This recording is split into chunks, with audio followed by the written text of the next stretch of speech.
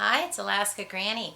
Have you been trying to decide how to choose a caliber for your personal protection weapon? Well, there are some guidelines that can help you make that decision. You need to know what your abilities and your limits are. You need to know what your lifestyle is, and you need to actually make an inventory of the needs that you have and let that be your guide. Then you need to read about different types of handguns and decide which ones have reliability, which ones do most people feel are secure. And lots of times you can go to places like gun ranges and you can check out and try different types of things or speak with people you know, say a personal protection handgun instructor.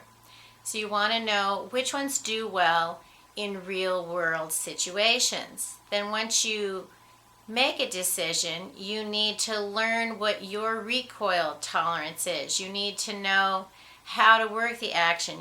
Need to understand how it works and be able to do it with ease. So make sure that you understand the action and that you practice. That's the only way it's going to be reliable for you in an emergency situation. Know what the safety features are and learn how to keep your gun clean. Ammo that you store in your gun needs to be replaced every 6 months. I like to use practice rounds, and then I have my critical defense ammo that I use for personal protection, and that's what's loaded in my gun.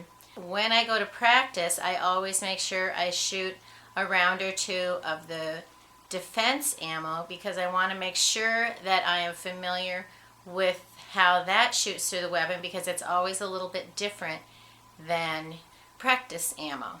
Make sure that you know your limits, your abilities, and your needs, and then try different calibers before you decide.